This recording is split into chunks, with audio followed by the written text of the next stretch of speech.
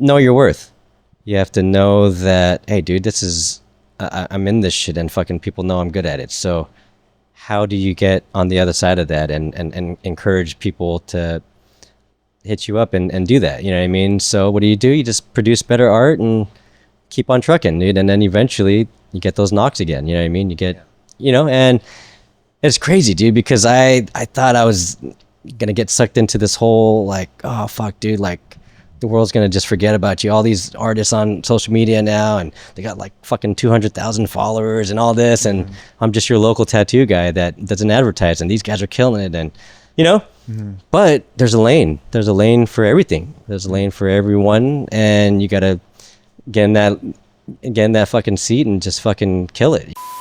Welcome to guys that listen. I'm Peter, and today you got special guest Chuck on the pod. Yo. What up? What up? What up, Chuck?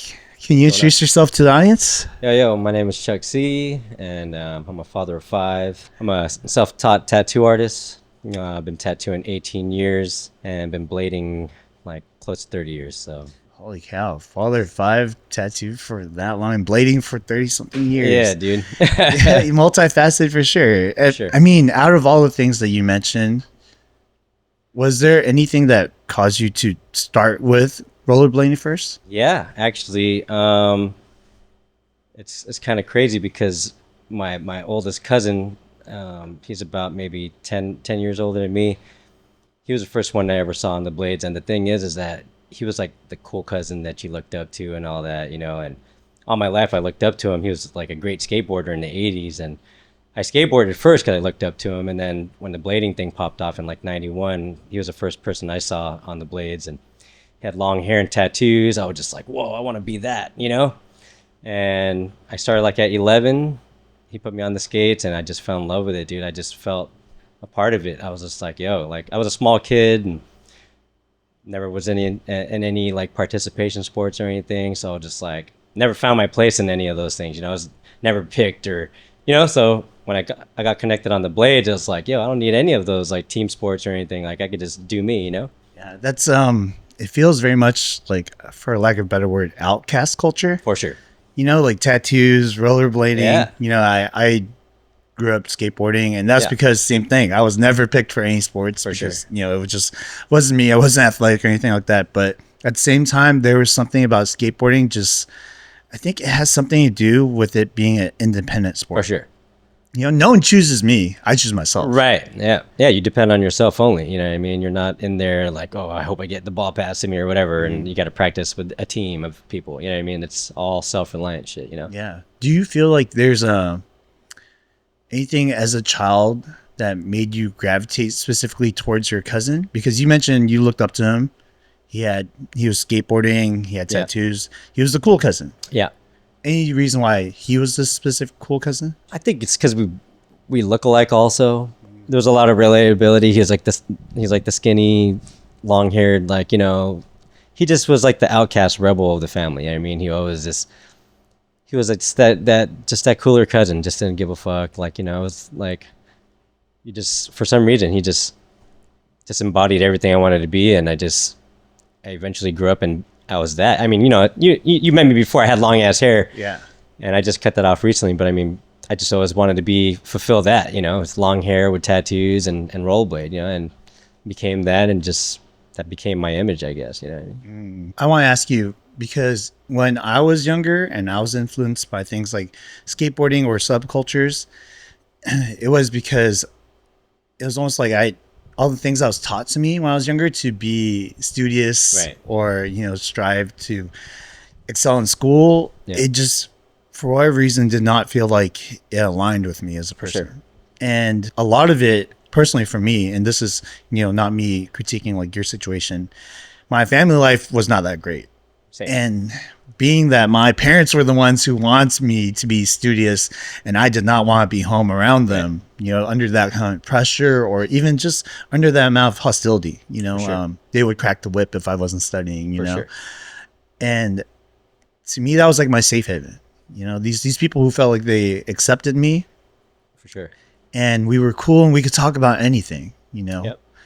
And do you feel like there's something that you relate to in that? I think there's a lot of relatability too, because like you said, it's something you choose to do. It's not like, you know what I mean? And when you meet others that choose to do this thing that nobody else wants to do, like you have that common bond and you have that likeness and you're just like, oh dude, this person gets me somehow. You know what I mean? Then you have that, relatability with them. You know what I mean?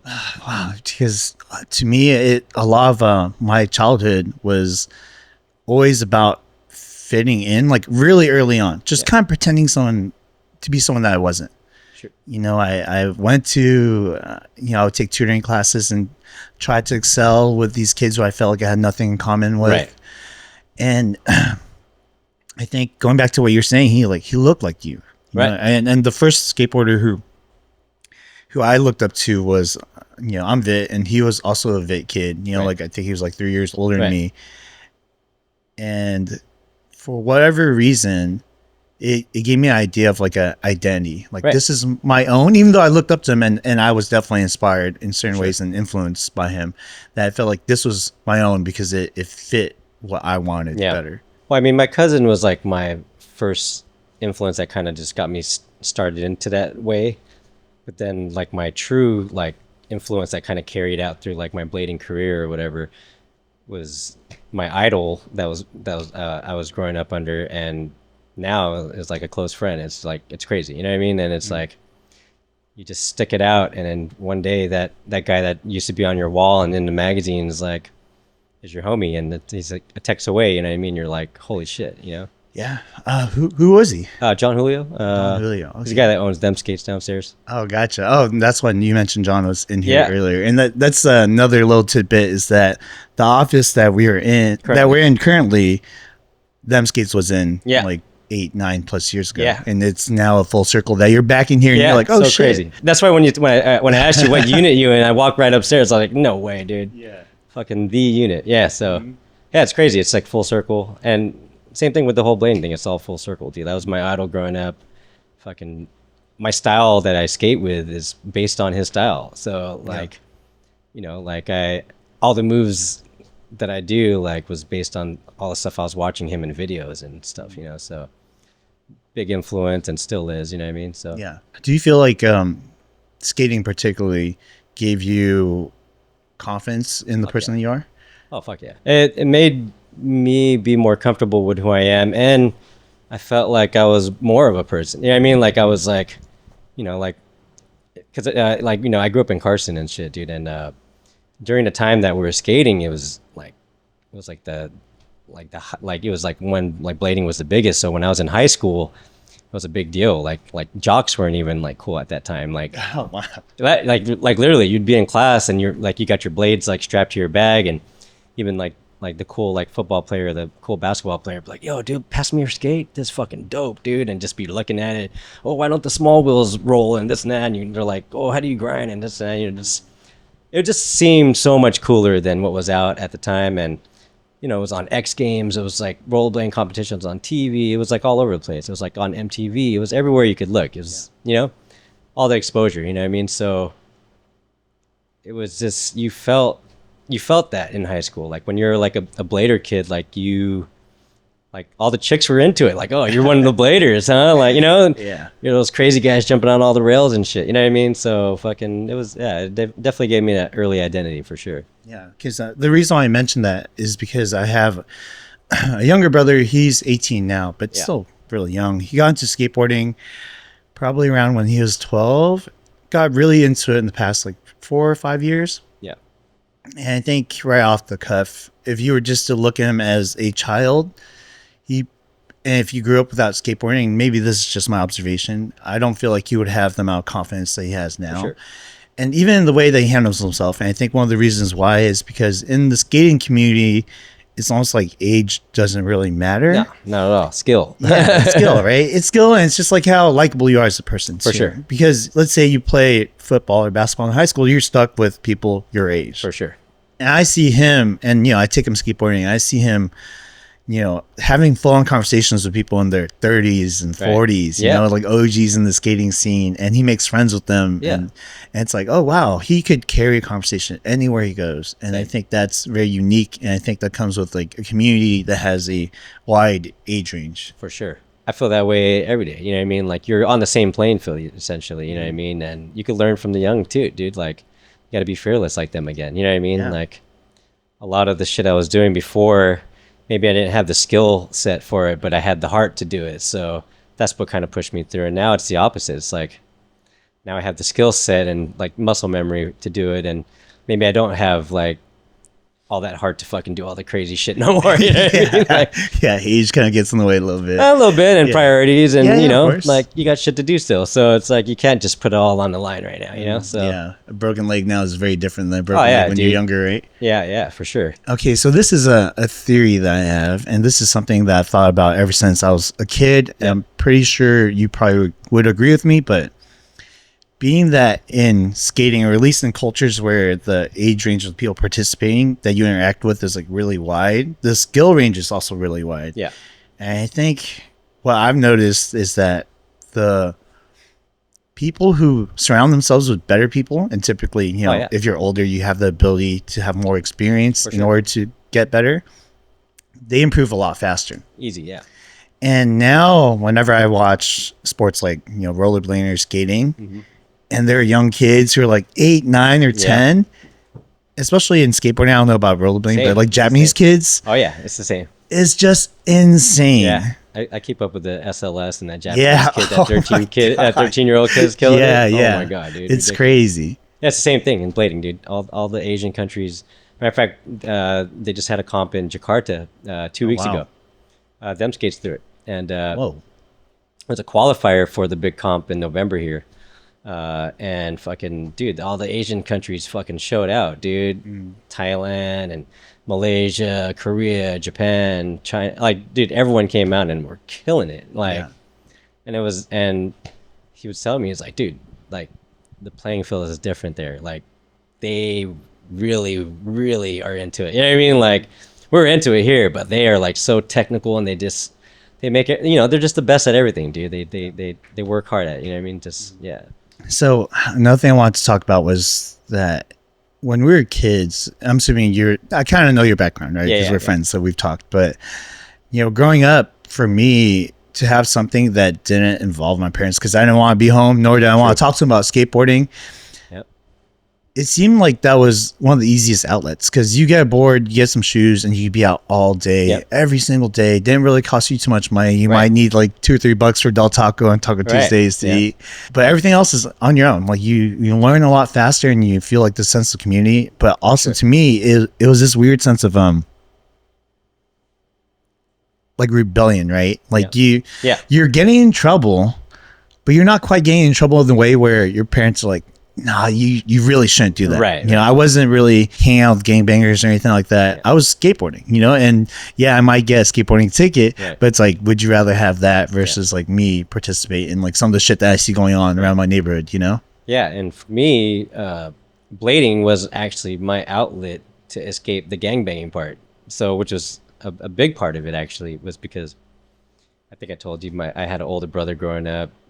Is very involved in the gang culture, which got me into it because I'm little brother, and you know, my mom just said stick with your brother everywhere, you know. So I got sucked into it real young, and you know, it's not really what I wanted to do, but it was just kind of how you survived at the time, because it was just the times, you know what I mean. And my outlet was going and blading instead of doing the gangbanging thing. I wasn't a big kid, so I wasn't into fighting and shit like that. Like I'd fight if I had to, but like I wasn't out there trying to press nobody or anything like that. It was like, dude, I'd rather concentrate on the blading thing. And that was a constant struggle with a lot of my friends and my brother and stuff. You know, my brother would really fucking get on me and be like, yo, you about this life or not, and all this. And I'm like, dude, I'm just a kid. I just want to skate, dude. And he just like, oh, you can't be out here fucking being my little brother like that, and you can't be no little bitch and this and that. You got to be down for the hood and all this. I'm like, dude, what the fuck? Yeah, you know? But like ultimately, like, fuck, dude, it took a lot, man. Like I had to get jumped out a few times, you know, like A few times. a few times. Like my brother would just be like, all right, you want to get out now? I'm like, yeah. And fucking like him and whoever the fuck is around would just jump me real quick. All right, you out. And then when I'm around them again, now you back on. Like, what the fuck, dude? Like, you know, just fucked up shit, you know? Whoa. Like he would just call it like that. Oh, well, see, my brother, he had a lot of rank too. So he like ran the whole east side of this gang. So like my house was like headquarters for, you know what I mean, for a lot of this shit. So all the homies would just be around all the time. So, you know, they see me on my skating shit, they start clowning, and it's like, man, fuck this fool, let's jump him out. You know, they give me an ass beating, and then they're like, oh, you out. And then tomorrow it's like, nah, you back on, fuck that. Like, so, Damn, you know what I mean? dude. So imagine this fucking dude, like, you know, and like, it was rough, bro. Like, my brother was selling dope. I was in 10th grade, he's selling dope out the room, and, you know, I'm trying to do my homework, I'm in there drawing or whatever the fuck, you know, listen to my music and shit, and all of a sudden my brother be like, yo, get the fuck up, I'm about to do a deal and shit. And I'm like, man, y'all some loser shit, you know what I mean? And all his homies would come in and, you know, downgrade what the fuck I got going on. Oh, what's up, little nigga? Get the fuck up, you know, you little bitch ass, like, all your little white boy skating shit, you know, and just, you know, just really on me like that. And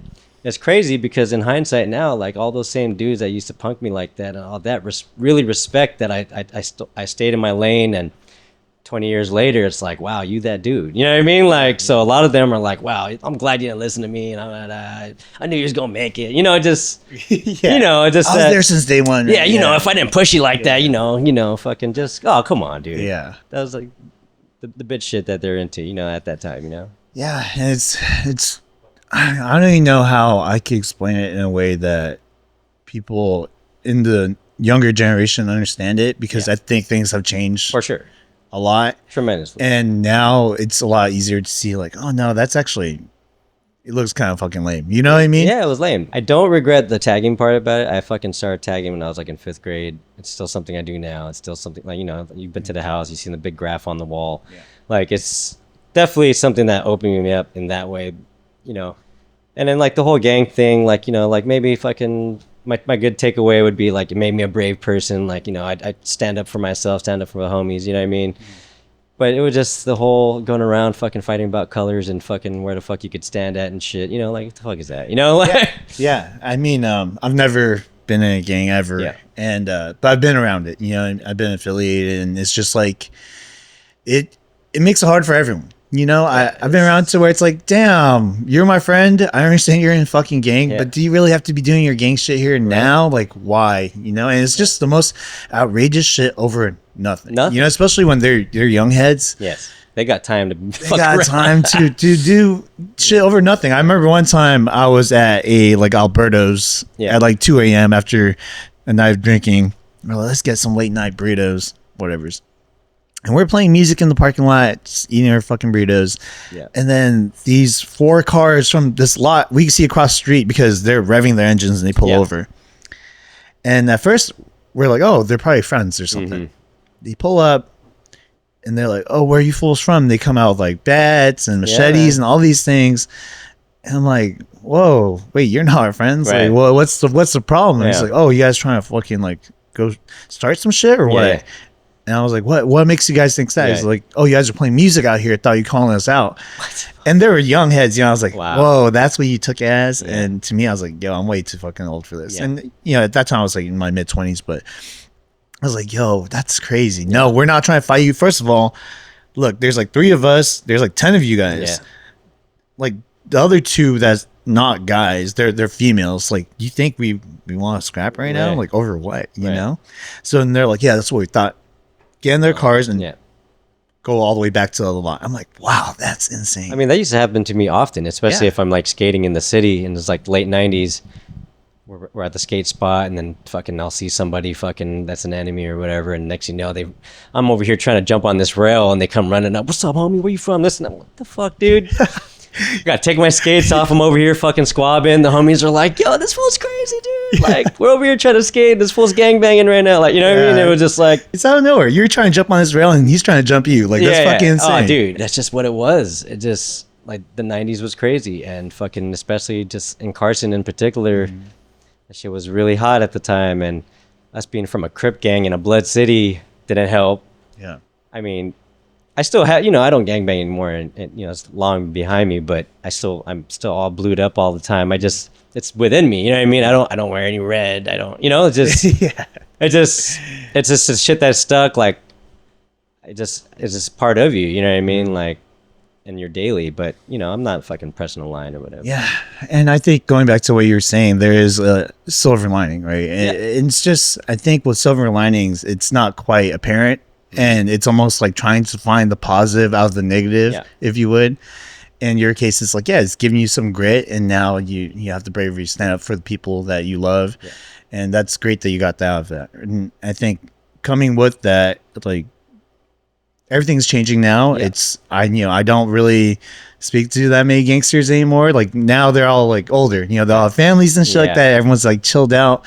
But I think there is something to take away from that certain kids won't get anymore, which is fine. And it's like a weird process because you have kids. You have 5 kids, and I always think about, like, I don't have kids, right? But I always think about the things that I've going through some tough situations in high school that's given me grit. Sure. I give Sam a lot of praise for making me the person that I am, Sure. just because you deal with a lot of adversity in the predominant Latino like community, and while I am appreciative of gaining that grit, I don't want anyone to go through the experiences that I have in order to gain that. Yeah, and it's funny too because now, like, and the thing is that it's still within like our family and whatnot. Like, we have like homies that have little homies that are still banging the set and stuff. When I come to the hood now, like, fucking, oh, what's up, OG, and this and that. Like, what's up, OG? Damn. I want to fucking hear all that, bro. Like, you know what I mean? Just call me uncle. Like, you ain't gotta OG me and all this. Oh, what up, my G, and all this. Like, I'm doing this and that. I'm trying to fucking put in the work. Like, dude, shut up. Like, I don't want to hear all that bullshit unless you're fucking concentrating in school, dude. You know what I mean? Like, you know what I mean? Like, dude, like, you know what I mean? And it's so funny. Like, just trying to prove themselves. Oh shit, I'm trying to be down like you were, and and I'm like, dude, that's stupid. Like, I mean, I think a lot of that has to do with community or lack of community. Sometimes, you find people of like similar looks to you, similar upbringing, and you feel like you could relate. And I think that's how a lot of gangs form in general. Yeah. As like a defense mechanism to. Yeah, we were actually, lo and behold, we were a party crew when we first started. And the thing is that we had a name to our party crew. So when we were at this party, fucking all these dudes were like saying, fuck our crew. And then we got in a fight. And then next thing you know, it's like, now we're claiming this shit. You know what I mean? And at the time, it was like, okay, we went from fucking party crew to now we're claiming this, and fucking now everyone's wearing all blue, and now everyone's getting really, and it was like a progressive thing. Like, yo, why the fuck? Like, and people just kept getting tested, and people are starting to get jumped in. Now we're a gang, you know what I mean? And it's just, that's crazy. Like, before you knew it, I think it was like the transition with the music went from like this like funky, 90s era, like fucking Love and Peace shit, and then fucking Straight Outta Compton comes out, and it just changes the landscape. You know what I mean? Like, fucking everyone wants to be a G now. You know what I mean? So, and it was crazy because during all that time, fucking, I was still in my blader phase, and I'm like, what the fuck, dude? I'm not ready for all this. I'm still, That's crazy because you were a part of it, and that's the difference. For me, I was never a part, and being affiliated was enough. I was just like, damn, I'm kind of sick of this shit. Like, why can't we go somewhere and just be chill? I remember vividly this one moment. We used to hang out at one of my homies, like, he's like OG, right? Yeah. And it's basically a trap house like back then. Same. Yeah. And it was weird because at this point it was like some of the Asian gangs were okay with each other. Yeah. It was really weird. You have like Dragon Family and Watching coming through the pad. I'm like, whoa, what's going on? Yeah. And then one guy, I guess he was young. He was my age, so he's probably like 19, 20, but he looked older. He'd been about that life for a minute. Right. Came in with the wife beater and like machetes and shit like that. His name was Tim. Hopefully you're doing a lot better now, Tim, because back then you were crazy as fuck. But he was just always there doing drugs, looking at fucking weapons, whatever the fuck, right? Just like trap shit. And then one day, because we would come to the house to drink, because underage drinking, that's where we would do it. And we decided to go to a club, and we decided to invite him. Right. For me, I was really good at becoming friends with anyone, right? No matter what walks of life, there's something that I can relate to you about, which, I'm very grateful for growing up and, being able to adapt like that. Yeah. But sometimes, it doesn't always come with the least problematic people, right? So we bring him to a club. Next thing you know, some guy grazes past his girl, like grazes past. I see it, right? He's not touching her ass. He's trying to get past her. And she freaks out and she's like, this guy touched my ass. He runs to his car, brings out machetes, and everything explodes. And I'm just like, wow, how is this happening? The first night out, you know? And I just didn't understand it. Back then, I used to condemn it a lot more. Right. Like, holy fuck, dude, you're just psychotic. Like, why are you doing this? But now I also understand at that age too, being lost and confused and bad influences and stuff like that. You almost, like, going back to what you're saying, try and make a name for yourself. Yeah. Right. Who's the craziest motherfucker out of the bunch? Now seeing that, it's almost like when people act up, I'm just like, are you good? Right. Right. You know, back then I used to be like, what the fuck's wrong with this person? Right. Now I'm like, are you good? Right. Like, things bad at home? Yeah, they're like, fucking raging for a reason. You know what I mean? There's a reason. Yeah. No, I don't know if that just comes with experience of, you know, meeting so many people and realizing that they all have their own demons and it comes out in different ways. For sure. But I'm way more empathetic about these things now. Yeah, likewise. My best friend's like that, so I've always been that one to cool him down. Fucking, and it's just funny because, like, people always ask me, I don't know how you could be best friends with that motherfucker. He's a fucking asshole and this and that. Nobody understands him. You know what I mean? Like, matter of fact, it's his birthday today. Shout out fucking Rico. So, dude, 30 years of best friend, dude. You know what I mean? Like, so awesome. I taught him how to blade when we were in 7th grade.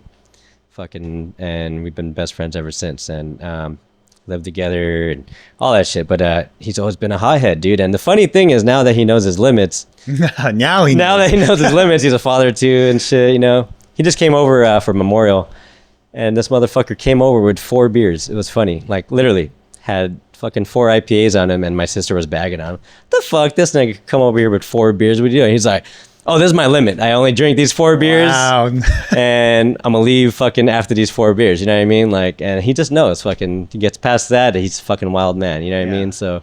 Getting back into that friend of yours that was a hothead, you know, I have a friend who was very much like that. I won't out his name, but if he ever listens to it, he knows who he is. Who, you know, I think as a kid, you know, we talked about this a little bit off the podcast, but it was strange to me that this kid who we skated together wanted to own his own gang. That was like his dream growing up, you know, and the psychology of a kid and what they take in is sometimes not like very direct, right? You don't really know where it's coming from. You almost kind of have to take guesses. At least people who are just people like me and you, not professionals, right? And you know, thinking back to it, his brother was like, you know, and his brother was the one who took care of him, who gave him like underage drinks and shit like that, who raised him basically. And you know, when he was like 17, 18, and he finally joined a gang, and you know, we talked about how his demeanor changed, and you know, he went bald, like shaved his head, got tattoos, started smoking cigarettes, you know, drank Hennessy VSOP all the time. You know, Filipinos and Vietnamese people, you know, Filipinos drink that shit too. Yeah, always fucking doing that shit, right? we have so much in common, you know, as far as like our ethnicities go. But I remember he was just a pain in the ass to take anywhere. Yeah. Right. Always constantly starting fights. And for me, I didn't really enjoy fighting. You know, I only fought if I had to, or if I was getting picked on or defending someone. But to me, it was just not really my thing. Right. And, you know, eventually I was getting pretty fed up with taking him everywhere, and he was just acting a fool all the time. Always trying to start fights, threatening people. And I think I was about to cut him off.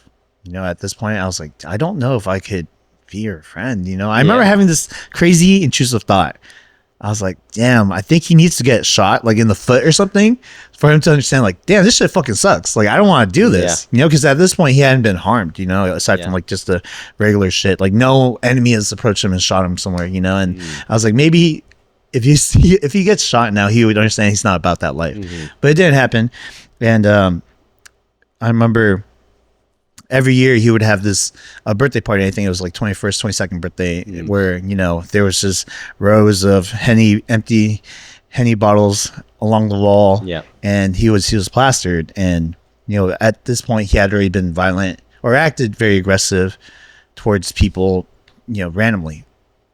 And we had some guests that we had invited over that he wasn't super friendly with, that he ended up threatening, right? He pulled out a shotgun and told him they need to get the fuck out of this party. Who the fuck are you? I'm going to fucking shoot you right now.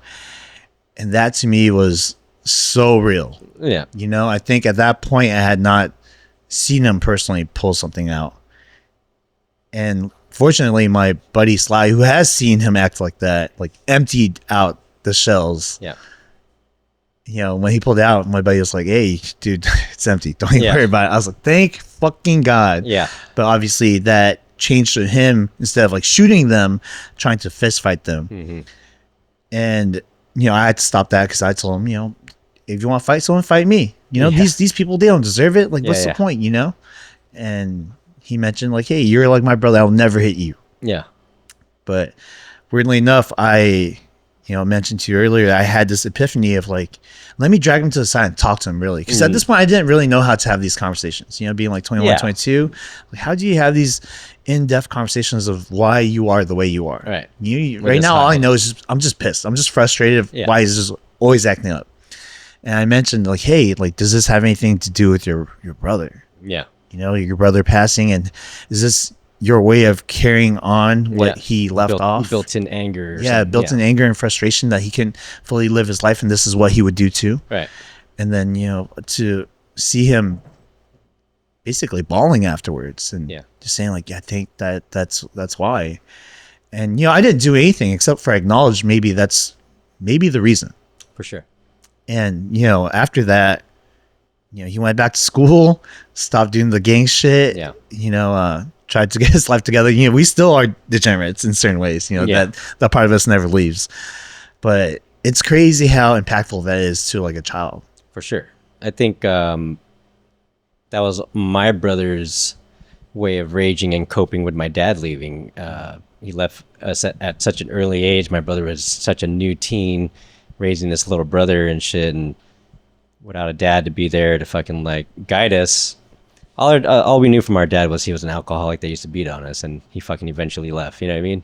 So my brother had all this built-in rage, and he took it out on those streets, dude. Like, you know what I mean? And he didn't see himself as a regular person. He didn't want a regular job. Start selling dope and cooking that shit at the house and just doing everything wrong. You know what I mean? Just no guidance. You know what I mean? Mom's is working fucking 3 jobs and she's never home, so we have no one watching us.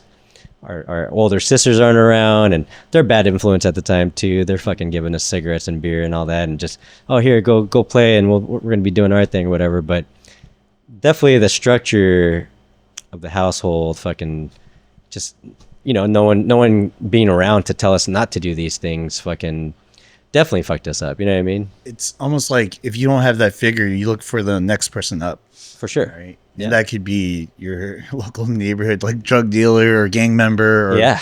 you know, in some cases, I'm sure there is like a positive influence that comes in. Yeah. Unfortunately, in certain cases, that's more rare than it is common, right? For sure. And now that you're like a father, Yeah.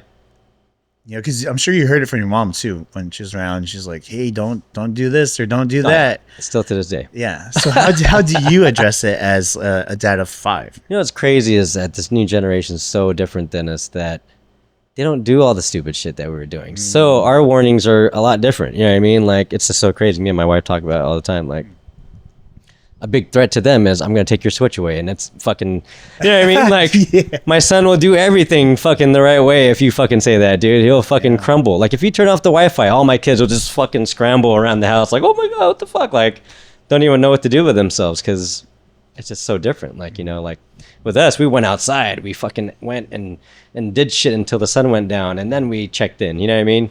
These kids fucking... You can't even depend on them to go outside. You're like, will you fucking go outside and shit? Will you fucking go do something? Go do something physical. You're on these fucking handhelds all day. You know what I mean? So, I don't know. You don't really have to warn them the same way that we had. You know, my 18-year-old daughter, like, she's studious and she goes to work and she does everything she's supposed to do. She's home before midnight on fucking weekends. Like, what the fuck, dude? Like, you know what I mean? Like, yeah, she's asleep before I am. yeah, dude, she has a boyfriend and like he has her home at like 11:30, and I'm just like, Damn. all right, dude. I guess my fucking initial threat worked, dude. Like, you know Yeah, what I yeah. mean?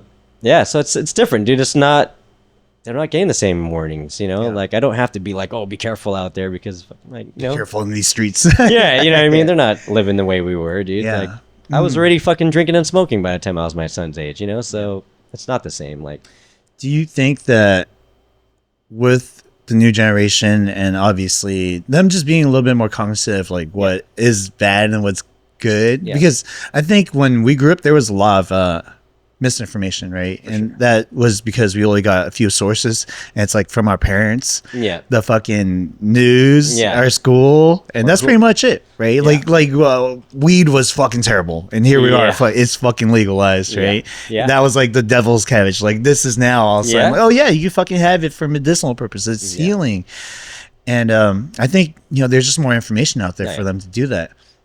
But I also do think, and this is my personal opinion, that with the onslaught of new information and new things popping up, like new technology, that they have their own issues that might be different and might not be as obviously problematic, such as like, don't do drugs and don't play with guns and don't drink or whatever. But here you are connected on your screen, and are you able to socialize with people? Well, see, I think my takeaway from what I've noticed in my own kids is that they don't have the same social awareness that we had. You know what I mean? Yeah. They're not going into a room fucking looking around to make sure everyone's cool before you fucking enter. You know what I mean? Yeah.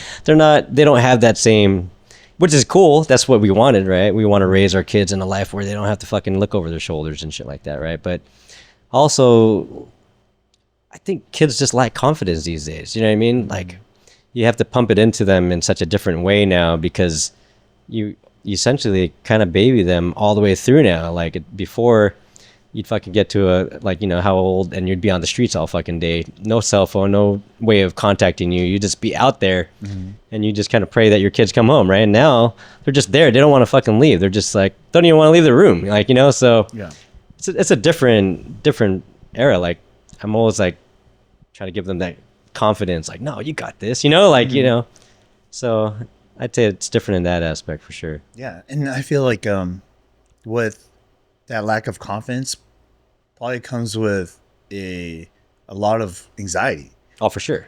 Like, you're not sure of who you are and what you want to do and what's true to you. And I feel that to a certain extent too. I'm not from that generation, but that's only been part of my life, like a small part of my life, but I could still feel that, all these voices and all these people talking to you and all this information, like overloading you, like I funny enough, going back to like our generation of, let's say, bullying, right? Like physical bullying. It doesn't exist anymore. It doesn't really exist anymore. You would get canceled right away. That kid sure. would get punished. But I also do think and again, this is just my opinion, that physical bullying might be less dangerous than cyberbullying. For sure. That physical bullying, you could stay away from it if you really wanted to. You could fucking see that thing coming. Oh shit, I'll stay away from that fucker. But with the cyberbullying, fucking, they drop that comment and that shit hits you, and you got to live with that shit. And you're fucking looking back at it, and you're humiliated out of whatever the fuck this person said to you, or however that shit fucking hits you in a way. And it's crazy, dude. I mean, we all read the comments, dude, and everything, right? You fucking go to any post, doesn't matter what's on, you're gonna fucking read the first 10 comments and laugh your ass off.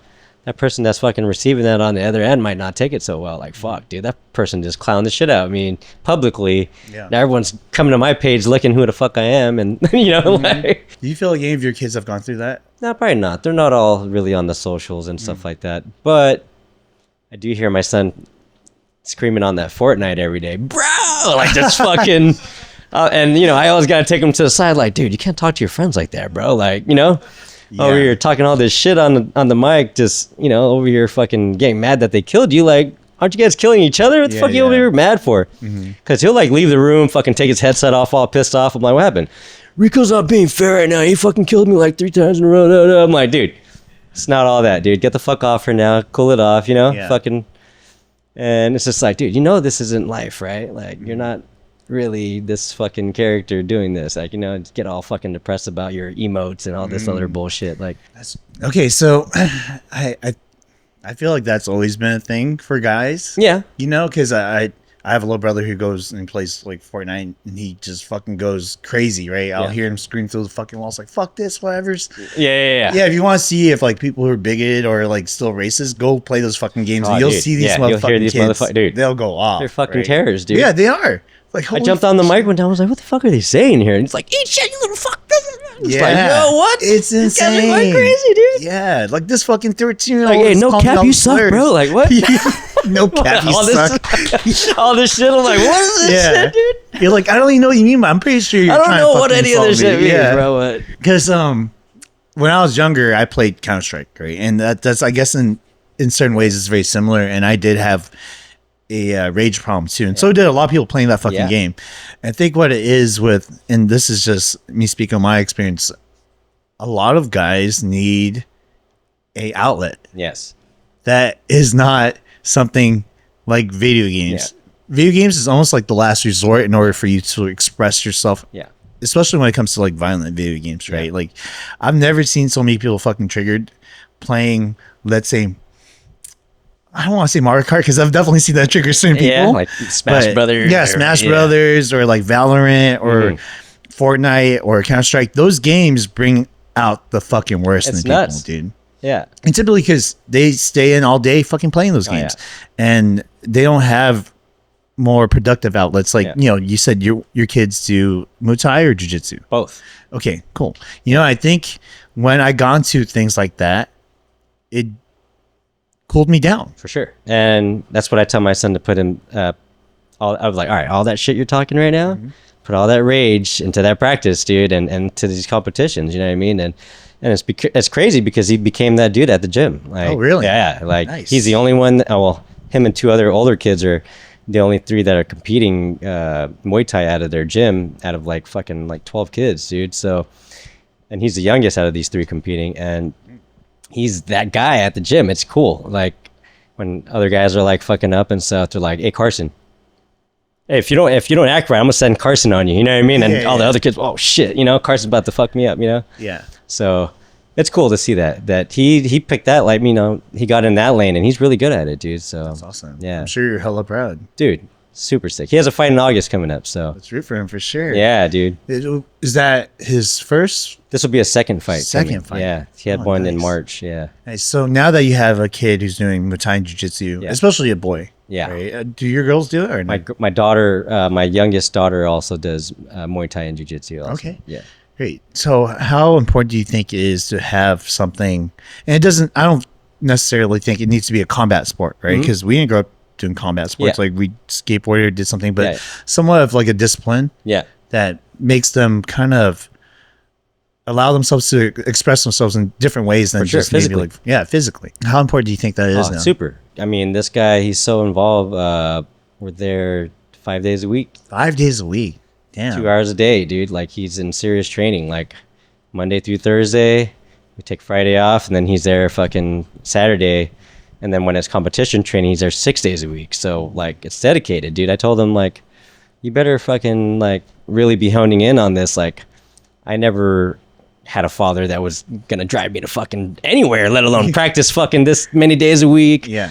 Be showing up for this and you know what I mean, and it shows though, dude. Like he's a fucking beast at it, dude. So That's awesome. yeah, and it's Good cool. shit, dude. Like to go from where your life was to your dad not being around Right. to being there for all 5 of your kids. Dude. That's a tall order. So sure. congrats, bro. That's like a prime example, you know, because I think a lot of it you learn from what was missing in your life. For sure. Yeah, and then you start plugging away. You know what I mean? Yeah. And I think I know my role so well as a father now that I'm always constantly thinking about like how can I be that bigger influence, and I see it, I hear it in them. You know what I mean? Like even when like I see them every day. I live with them, right? But Yeah. when I pick them up, that energy is just. They want to show me things. They want to, oh, Papa, like I did this. Da, da, da, da. Oh, Papa, you know, it's just whatever it is, dude. And I'm there for you, dude. And I love it. I love the fact that they love to show me their ideas. They want to encourage me to do great in what I do still, you know. And they're really involved in everything I do, the blading, the tattooing. They watch me tattoo. They see it, and then That's wild. So I want to talk to you about that. yeah, So obviously, growing up, when we grew up, tattoos were like it's kind of like a bad thing, right? Yeah. Gang affiliation, shit like that. for sure. Being that you're a tattoo artist now, that's your profession. Yeah. Your kids know that you do it. Yep. When your kids showed interest in it, how did it make you feel? Being that it was something that was taboo to. Oh for man, kids. it made me feel like a fucking champ, dude. It made me realize my place. Happened with my first kid when she was in like preschool, and she had a preschool graduation, like cap and gown and all that. And they're asking all the kids to go to the mic and tell everybody while they're graduating what you want to be. And my 5-year-old kid was like, I want to be a tattoo artist like my papa. And she points at me. And my young father ass stands up, and I'm like, fuck yeah, dude. Everyone looks at me, and they're like, this fucking guy, And it's Yeah. like, hell yeah, babe, yeah. And it's crazy because she's 18 now. Dude, for her 18th birthday, I bought her first tattoo machine. So Sick. full circle, dude. Like her senior project, she won this huge trophy for her senior class project. She painted all these like really dope tattoo themed things, and then so when they had their end of the year art show, like her section was badass, dude. Like just really well done fucking traditional style tattoo stuff all over the walls. Nice. And you just like it looked professional, you know what I mean? And she got this big trophy out of it. And when her art teacher like brought her up, and he's like, this student, like, it's one of my best. Her dad's a great influence on her. He's a tattoo artist. Wow. So this award's for him too, you know what I mean? It was just like a big deal to me, and just solidified again what the fuck my purpose was, you know what I mean? Like, dude, I've always drawn and rollerblade growing up, and for me to do both now and still kill it at both, like it's a blessing. So I gotta ask you, being that you're how old now? 40. I'll be 43. 43. I think tattooing almost has no limits, right? As far Definitely as not. like age goes, and I don't think a lot of things has the limits of age that we think it does, Right. or at least like the regular people. But being that you still skate now, Yeah. and you're fucking good at it, right? What is your protocol to keeping or making sure that you can still perform On the tattooing level, or on both, I guess? Yeah. Like I was telling you earlier, like not really putting everything on the line all the time. You know when it's right, and you feel it, right? Yeah. But not every day calls for that. You know what I mean? And it's just a level of maintaining a level of professionality. You know what I mean? And a high skill set. But maintaining that level and making it look nonchalant is like the best part about it. You know what I mean? Like when you watch my skating, it looks effortless. You know what I mean? I want you to perceive that, whoa, dude, this shit doesn't look like it affects him. Like, you know what I mean? Like, whoa, that was pretty gnarly, but he just fucking did that. You know what I mean? Yeah, like it hurts my knees to watch you, but it doesn't look like it hurts yours. Right. You know what I mean? And that's the whole thing, is like when you've been doing both of the things so long, is that you don't want to show like that you're struggling in any way. Dude, you've been killing it for many years, dude. You just want to maintain, you know? So how do you do that? Is there anything like any Physically? procedures? Yeah, physically. Definitely when I'm blading, I try not to land on my tattoo hand. I've taken fucking drops on the shoulder. I'll roll, whatever. I'll get that hand out of the way, dude. But Really? oh yeah, So you have to be aware of it. oh for sure. Anything I'm thinking about is do not fuck this thing up. That's the moneymaker. I did fuck up my hand really bad once in my career, where I was out for like a month, and that affected me mentally and physically and financially in such a way that I was like, never again, dude. You know, and I was like, nah, I can't fuck the moneymaker up. So Yeah. So do you do anything as far as like nutrition? Do you eat any differently? Do you stretch? I haven't done it in a while now, but I was doing Muay Thai with my son just because we were, the thing is he called me out, dude. Fucking He called you out? Yeah, dude. This motherfucker. He was trying to be his dad's ass. That's Dude, crazy. no, not called me out like that. It was like this. So we were at his Muay Thai practice, and I was like, he wasn't getting the exercise, and I was like, you just got to turn your leg over like this. And then he told me, you can't tell me what to do. You're not my coach. And I was like, oh, and I was like, he was like, how do you know? You don't do this. And I was like, all right, fucker. You know what I mean? So, Yeah, you little shit. Let me fucking. all right, tell you. dude. So I fucking talked to his coach, and I started coming in on the weekends, and I started fucking actively doing Muay Thai, dude. And I was getting in there fucking every weekend, Saturdays, Sundays. And I did it for 6 months straight. And I was like killing it too. Nice. And then when he had a fight coming up, I was just like, I don't want it to be about me. I want to concentrate on you. You know what I mean? But in that short period of time, dude, he respected me that much more. And he loved the fact that he'd be at the gym and he'd see me at the gym practicing and he'd just be like, oh, that's my dad right there. You know what I mean? And, I want to get back to it, but like, fucking, that was what I was doing a lot for like the last 6 months. And then like now it's mainly stretching, and my lady keeps me on a pretty cool diet. Like she's really great about like cooking and shit like that, and Nice. keeping me eating right. I probably strag away on the days I skate, and like I'll go and eat really shitty because she's not around to be like, But other than that, like fucking, I just maintain and fucking just not eat like shit all the time. Yeah. Don't drink so much. Like, when I'm tattooing, I have a couple of beers and just sip on it. I mainly just smoke, Nice. But it's nothing out the ordinary. I'm not like some fucking health guru or, you know what I mean? I'm not all like, oh, dude, you got to fucking hit a protein shake and do all this. And, Yeah. I just never been about like a gym regimen necessarily. I've never been about like, oh, I'm going to get all super big. And, I just try to maintain my weight and like just be at a good physical, like, I don't have a big old crazy dad like belly or anything. Yeah. I mean, that's good because, for me and the people that I surround myself with who used to do things like skateboarding or rollerblading, I've noticed that it is hard for a lot of people to maintain. For sure. I've gotten injured myself doing all the things, and it's almost like you think you're invincible until you're not. You know? I definitely broke a lot of shit. So. Yeah, exactly. And it's like there's a lot more risk now. For sure. And then you still want to do those things from time to time. Yeah. Right? Like when it's like the right time to do it. For sure. And I think that's big to say in the aspect of rollerblading, but also in the aspect of like tattooing and art, right? For sure. Because you do a lot of like traditional tattoos. Yeah. Right.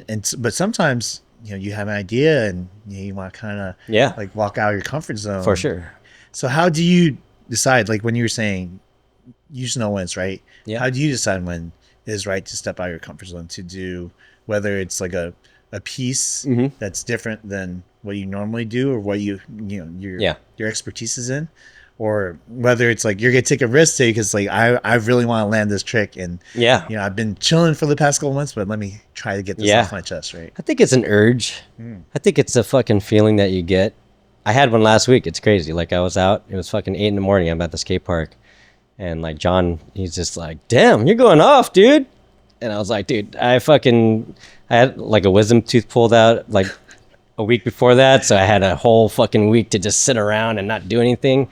And as soon as I strapped the skates on, I had this fucking, I just wanted to just kill the world. I just, and he was just like, damn, you on one today, As far as like, when I step out of my boundaries tattoo wise, I definitely have to have the confidence in like, I have to be able to deliver, you know what I mean?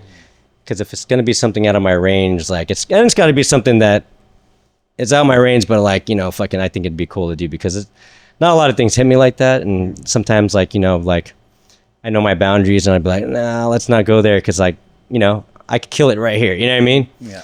But yeah, dude, it's just, if the image is right, if the idea is right and the person's right, then you fucking go for it, So, how you mentioned that right now you're in a very good spot. Yes. Right. You still kill it at blading.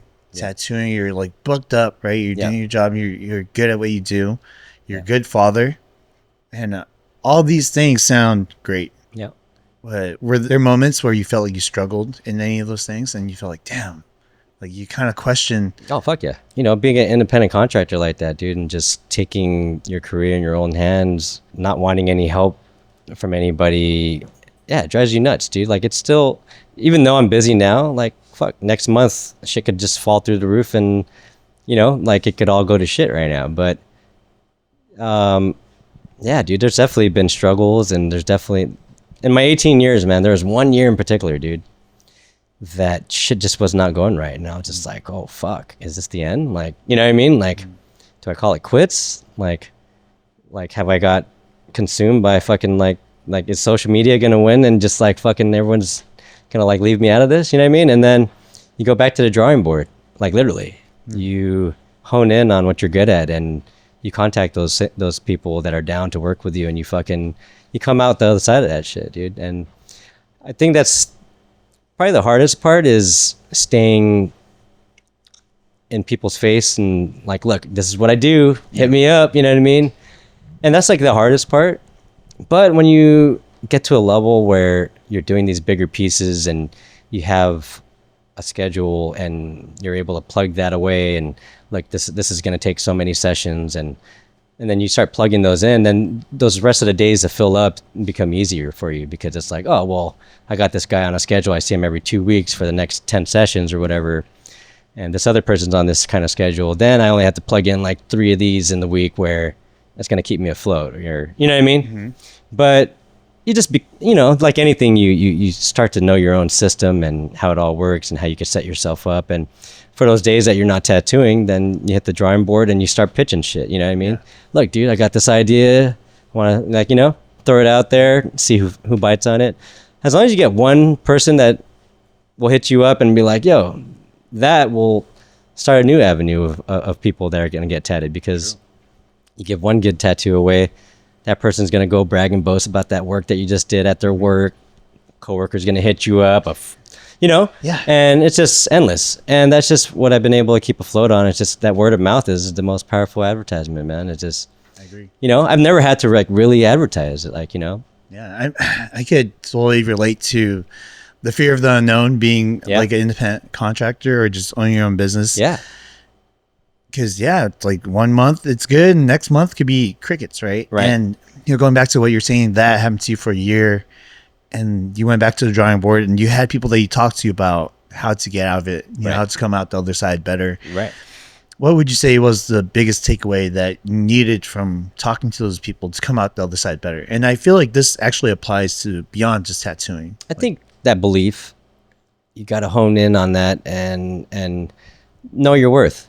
You have to know that, hey, dude, this is, I'm in this shit, and fucking people know I'm good at it. So how do you get on the other side of that and encourage people to hit you up and do that? You know what I mean? So what do? You just produce better art and keep on trucking, dude. And then eventually you get those knocks again. You know what I mean? You get, and it's crazy, dude, because I thought I was going to get sucked into this whole like, oh, fuck, dude, like, the world's going to just forget about you. All these artists on social media now, and they got like fucking 200,000 followers and all this. And I'm just your local tattoo guy that doesn't advertise, and these guys are killing it. And, but there's a lane. There's a lane for everything. There's a lane for everyone. And you got to get in that fucking seat and just fucking kill it. You know what I mean? Yeah. Dude, that makes a lot of sense. Yeah. Like you were saying, there's a lane for everything. Everything. I think even what you were going through, you're saying like, am I gonna be forgotten? I'm comparing myself to these people who are killing it online, but that's their own lane, right? They are gonna put themselves out there and market and do whatever, but that's for them, and I'm gonna do it the way I do it. Right. And I think that's what's so hard for a lot of people to understand, is that the way that's the most broadcasted to you is not the only way. No. Right. Yeah. And it's hard because if you do it differently, and it's almost like social proof, right? Like all these big people do it. It's the one way you see it the most because it's the most popular. Right. And it's almost like people feel like they have to do it that way. Right. Because that's the way that's successful. Well, I think it's crazy because like people always ask me, like they come to my setup, they love my studio, and they're just like, oh, this is so sick. And then they get to this question, which is really stupid to me, because you like my setup, you like what I do, you like this whole scheme that I got going, but they always ask me, so are you ever going to open up a shop one day? And I'm like, this is the shop. What do you mean?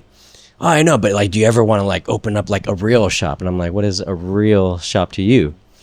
And my thing is like, no, this is the ideal working situation. You know what I mean? Like, I don't want this overhead to kill me, like be worried about having this so-called real shop somewhere in a plaza where you're, attainable, where somebody could walk in and I don't like that shit. Yeah. I worked in a shop situation early on in my career in Portland, and I didn't like the dynamic. I don't like being able to be reached within a walk-in coming in. Oh, I want to talk to that guy, and because you deal with a lot of fuckery with that shit too. You know what I mean? I have tons of story about like just being in a tattoo shop next door to a bar that was open until 4 in the Oh morning. damn! Okay, You know, so, I got to hear about that. yeah, That sounds crazy. So like I've been in those situations where this home situation in a private studio is very ideal for me as a family guy. You know, I get to just smoke weed, fucking tattoo all night, and then when I walk them out, I'm home, dude. Like I don't have to drink and drive. I don't have to fucking, you know. So it works for me. Maybe not for others, but like, dude, like the private sessions is where to go. Like a lot of people don't want to get tattooed in a studio with 5 other people. Yeah.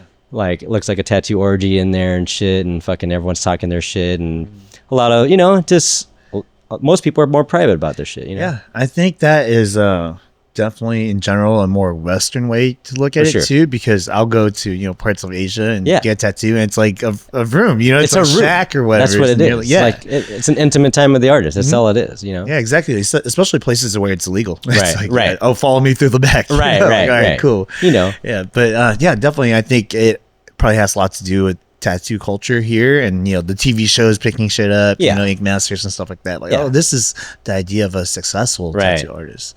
But realistically, like that's not the case for everyone, right? And I kind of want, well, now that you mentioned it, I kind of want to ask you, how was the time at that tattoo shop in Oh man. next to the bar? I didn't even know I was gonna work there. Like I was very new to tattooing. I was self-taught first at the house, and then so I was already tattooing for maybe 3-4 months. Already doing some pretty big pieces too, and I was at my favorite bar, and right next door they were making a tattoo studio, and I was just looking in. I was like, oh shit, it's pretty nice, you know. And fucking one of the security was like, oh dude, one of the tattoo artists is in there, dude. You want to talk to him? I was like, no, I don't want to bother him. And anyways, met him, and he was like, oh, you interested in getting tatted, whatever. And anyways, ended up sitting behind this guy learning how to tattoo. Like he'll never let me touch anything. He just was like, dude, like if you want to learn, you can sit behind me, pick my brain, whatever. And then when grand opening came, fucking they got swamped, and he was like, dude, pick up a machine and help us out. And dude, after the fucking day closed, fucking we had a crazy 12-hour day, and fucking and, 12 yeah, because hours they were right doing away? fucking $50 flashes at the door, and Oh shit! it was nuts. And fucking it was a really popular spot. It was called Color Bomb Tattoo in Portland, Oregon, downtown. And fucking they offered me a chair, and I was like, holy shit, you know. Wow. And it was crazy because in Portland the fucking bars close at 4 and we close at 2, so we get all the fucking crazy drunk people coming into the bar. I mean, I'm sorry, to the tattoo shop, fucking asking for the most random shit, dude. Fucking, oh, dude, fucking get a little tequila worm right here and all this bullshit. And fucking, what turned me off to the tattoo setting though, one of the artists was a fucking asshole over there, and some dude, I guess he like fucked up something on his lady or something, like did some shitty work on him or something, on her. And he came in and fucking like was like, oh, is Josh here? And we're like, oh, he's off today. And he came in and with a baseball bat and just fucked his whole fucking cubicle up, dude. Whoa. You know what I mean? And it was just like, yo, like, I don't want to be that accessible. You know what I mean? Yeah, like, yeah. and to be honest, it wasn't the most ideal shop for me to be in. I was in Portland, the only fucking Asian there, the only minority there, period. And they treated me like shit. You know, I was like the new young guy. Fucking, they thought they could punk around, whatever. They nicknamed me Hollywood because I was from Cali, and I was like, fuck you, dude. I ain't no Hollywood motherfucker. Like, Yeah. and they'd make me do random fucking bitch ass fucking apprentice shit first, you know, like shave dudes' pubes for no reason. Like, oh, God hey damn. Chuck, you want to set him up? I'm about to fucking, I'm gonna tat him down there. Go shave him for me. And then the dude leaves. I'm like, oh, you're not gonna blast him no more? Oh, he changed his mind. I'm like, the fuck did I shave this guy's fucking whole pubic area for, dude? Damn, it's like hazing. No, Like, straight up. Holy fuck. Some white boy shit, dude. You know, they're like, Yeah, oh, tell yeah, Hollywood to get it. You know, I'm just like, these motherfuckers, dude. That's crazy. Why I did not know that Oh, dude. happened in That's some Texas. bullshit. Yeah. That's Shave this crazy. dude's pubes, dude. Yeah, for no fucking reason. So I was just saying that, you know, as a dad, I think a lot of kids almost feel like they can't relate to their parents because a lot of things that you've done or you did usually are in your past. Yeah. But you still do it. Yeah. You still blade, you still tattoo. You could easily say that your kids probably think that you're a cool dad, right? For sure. But even then, you know, we all have things in our past that we want to admit, especially to the youth, because we think maybe it's not time for them to learn it, Right. or maybe it's just not appropriate at all. And you mentioned that, they're finally old enough to where you're willing to open up to them Yeah, about for these sure. things. And you've been waiting for this. Yeah, and it's cool. They're, my oldest is 18. My second to the oldest, she's turning 12. My son's turning 10.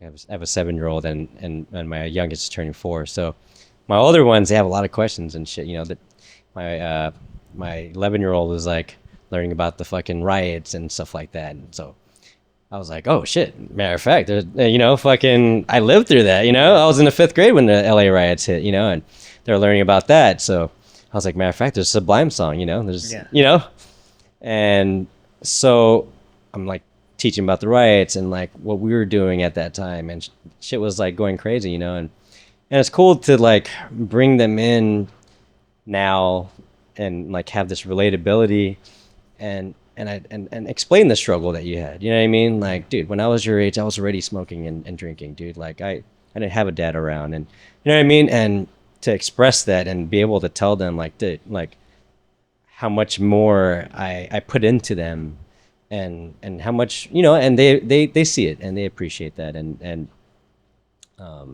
yeah, it's just cool to be able to get on that level with them. So how did you decide that it's time? Like, How? I don't know. It's just, they had a lot of questions, dude. They always are just, oh, did you do this when you're, and I was like, matter of fact, no, we were, yeah.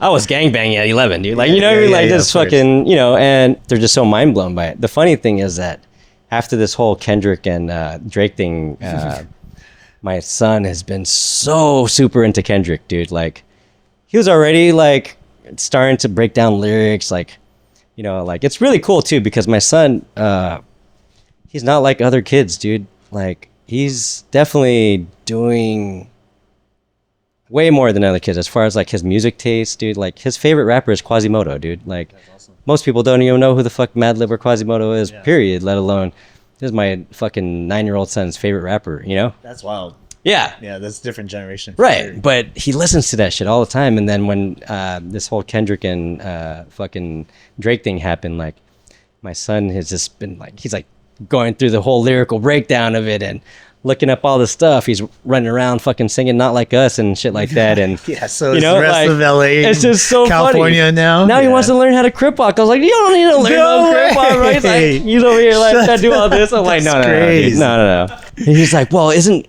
that what people are doing? Isn't everyone like crip walking on Drake's grave right now? I was like, dude, what the fuck are you talking about right now? How do you know what a crip walk is? Like, yeah, that's crazy. Yeah, so that's what he's on. He's like obsessed. Like, I hear him walk around like, you think the bagel, did you disrespect Pac? Whoa, what the fuck? Yo, slow down, dude. But that's kind of dope. Dude, he's like literally going through the lyrics while he's walking around and shit. He's like, and it's just funny. You're like, yo, he's really into it. Like, and I'm not going to shoot him down. That's insane. I mean, dude, good job. I'm just going to congratulate you right now. Like, dude, that's awesome. My oldest daughter, like, during that whole beef, we're like glued to our fucking YouTube, like, oh shit, look, shit. Fuck, you dropped again. Like, so all of us in our household was just like, oh fuck, this whole fucking beef shit is crazy. And it was dope for me to be a hip hop fan and like experience this with my kids. They're gonna remember that shit. We all remember like Tupac and Big, and we all remember all the other beefs. So it's like, this is their time to like be a part of this history. You know what I mean? Yeah, so. And that's dope, because I feel like this is way more common in our generation, because we're now situated being here in the United States, like when our parents came and stuff like that, it's like, okay, what they listen to, you know, and it was very different.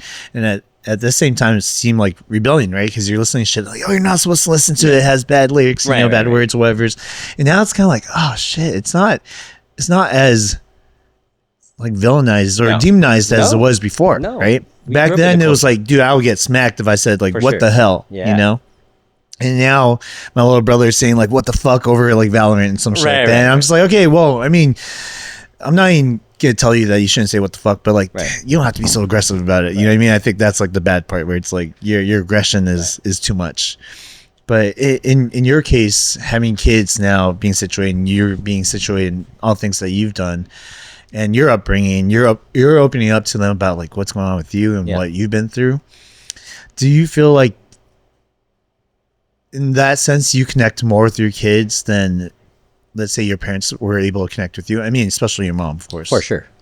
For sure. My mom, even though I'm a tattoo artist now, she still, when she sees me with all my tattoos, she's like, enough, stop getting tattooed, and this and that. I'm like, Ma, I bought a house on this, right? Like, I raise my kids on what I do. Like, why would I stop getting tattooed now? Like, it's literally what I do. Like, you think anyone's looking at me like, oh, he should stop getting tattooed? No, this is what I do for a living. Like, and it's not like I'm like the most like flashy out there. I'm not over here with my neck and all this other shit. It's just like, but she's just so old school with it. Like, she's like, oh, my dad was a chief of police, so like I grew up thinking, everyone's a criminal if you have a tattoo. And I'm like, Ma, you raised me. Like, you know who the fuck I am. Like, I'm a family guy. I do this like, as a career, Yeah. I think that's a big transition too, is that the newer generation, as far as like the younger kids and you get tattoos, it's almost like when you're younger, you can't really even ask for permission. You just kind of go out and get it done, right? Yeah. Like people show up and all of a sudden they have a new tattoo and they'll deal with the wrath of their parents later. Like I'll worry about what they have to say later. And now it's kind of like, oh damn, my mom dad took me to the shop. Right. Yeah. That straight up. Like a lot of times now, my clients, I'm tattooing their kids as soon as they turn 18, so it's like, so crazy. Like my mom, she cried when I fucking told her I quit my job and became a tattoo artist. She's like, are you kidding me? You're gonna just do that, like you're not gonna make any money, you're gonna do drugs. And I'm like, Ma, what the fuck are you thinking? Like, what? And then it wasn't until like her professional friends were getting tattoos, like her doctor friends and lawyer friends and whatnot, and then all of a sudden she's bragging about me, oh, my son's a tattoo artist and shit. I'm like, oh, him since day one. Yeah. And then all of a sudden I'm like, oh, now you're cool with it, now that like these professionals like are saying it's okay to smoke weed and have tattoos and shit. Now all of a sudden she's like all about it. Yeah, unfortunately I feel like that's very common with Asian culture. For sure. Is that they seek more external validation for sure than anything. It's they came here as first generation, just not trying to piss anybody off, you know what I mean? And they're just like, oh, don't fucking piss off white people. And it's just this, you know what I mean? Just, lane, just make sure you're fucking, make sure you don't talk to police crazy. Make sure, just like that. And it's just like, what the fuck? Like, what are you so scared of? Like, what are you so sheltered for? Like, they just act like you're about to get sent back or something if you don't, like, the fuck is going on? And to me, what's interesting is that a lot of them didn't grow up with that. Right. It was like things they were figuring out as they go. For sure. Right. Like my parents, they grew up in Vietnam, like in the countryside and shit like that. They didn't really have to deal with like the gang violence that happens here or drugs or whatever's. Like, I'm sure they had their own things out there, but it wasn't the same. They were learning as they go, but it was almost like they wanted to be cautious because this is so new to them. And I'm going to do to the best of my abilities to like make sure this kid that I'm bringing into this world is safe. Right. So I think I understand their mentality going into it, but also, my family's been here for like 34 years now, 35 years now.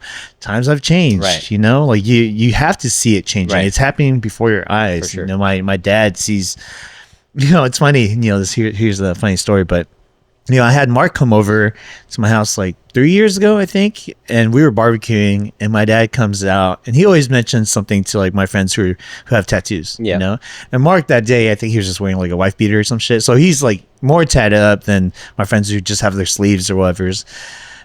And my pops is like, why'd you do that? Yeah. Why do you have all that? Why'd you do that? And he was asking me like, why does your friend have all that? And I was like, that's his art. That's what he loves doing, And I had to tell my dad, no, he's not a gangbanger. Right. He doesn't do that shit. Yeah, he smokes weed, but like whatever. Right. But he doesn't do all that other shit. Right. And I think he's just more warmed up to the idea now. It just took a while. Yeah. I think he's still very much like your mom, where it's like, hey, can you stop? Yeah. You know what I mean? Like, that's good, right? I'll accept that, but can you stop now? Right. But I think that's just parents being parents, right? For sure. They're going to be like that forever. And do you feel like that's different for you because you are a tattoo artist going into with your kids? For sure. My daughter, fuck, dude. She's been begging me since she was 5, right? So since she was 5? Begging me, right? Oh, shit. She watched me tattoo her whole life, dude. I started when she was 6 months old. She's 18 now. I've been tattooing her whole life, right? So senior year, she's like, Dad, can I get tat? I'm like, yeah, but I don't really want that to be a distraction for you throughout the year, right? And I was like, how about we wait towards graduation, then right after graduate, we'll hit it up. Yeah. you know, and at first she wanted like some whack ass shit. I'm just like, That's probably why you were hesitant. You're like, it was that. I was waiting for her to I get don't know over about it. that. I was like, what do you mean want some BTS bullshit? What do you, Shut the hell, Yeah, really? dude. I was like, we ain't fucking putting this Korean pop shit on you, dude. Like, she's like, what, can I get an EXO? I was like, no Korean pop shit, dude. You're gonna outlive this shit, and you're gonna be like, oh, I have this fucking shit when I was like 17, right? Yeah. So I waited. She graduated, and then fucking, I said, look, I'm gonna pick your first tattoo. Oh wow, really? Yeah, you don't have a choice, I said. And she's like, why? And I was like, because you're gonna make stupid decisions. I'm stopping that so that you look back at it and go, dude, I fucking, my dad's a shit. He fucking foresaw that, and I didn't get any stupid tattoos, right? I don't want her to have any stupid tattoos and go through that. You shouldn't. Yeah. Your dad's a professional tattoo artist. You should have the best shit, right? That's true. That's You shouldn't be like, oh, and this is when my friend was like learning and all this bullshit, right? Like, no. So she's Year of the Rooster, so am I. And one of my first tattoos was the rooster on my chest, so I gave her a rooster half sleeve as her first tattoo, dude. nice. So she has a fucking badass rooster half sleeve with some peonies on the inside, but out the gate, fucking half sleeve, dude. So She's happy with it? Oh, fuck yeah. And the best part about it is that, like, she just shit on all her friends that are now getting tattoos, like, their little piece of shit fucking thing on her wrist, and she's like, BTS tattoo. That's fucking half sleeved up for no my shade pops. to the BTS fans. You know, but Yeah. it's real though. And dude, she gets way more respect out there. Like, she always tells me she's in college now, and she just like, people come up to her like, yo, that's a real badass tattoo. And she's like, oh, my dad. And they're like, what, your dad? Like, you know, and she's just, she loves that part. She loves to say, oh, my dad gave this to me when I was 17, you know, and That's pretty they're like, cool. wait, how old are you? What the fuck? They think that she's a lot older because she's got this half sleeve, you know? And I said, see, if you had that little shit, they're just like, oh, she's just a dumb kid, you know? Yeah. Yeah, so, you know, I was like, look, I was looking out for you. You want to look like you make good decisions. What's a good decision? Look at that badass fucking half sleeve you have, dude. And, you know, so now she has like a boyfriend and stuff, and like, he just like, holy shit, my girl's a badass, dude, you know? All right, so I want to ask you this. Yeah. Obviously, we talked about your kids, your career, and everything that you've been going through, like your upbringing. But obviously, you didn't raise these kids by yourself. Right. So, being a person that had a rough upbringing in Carson, Yeah. gang stuff, tattooing, skating. How was it finding a significant other growing up, or how was even just the dating life? I was definitely a hoe when I was. I ain't gonna lie.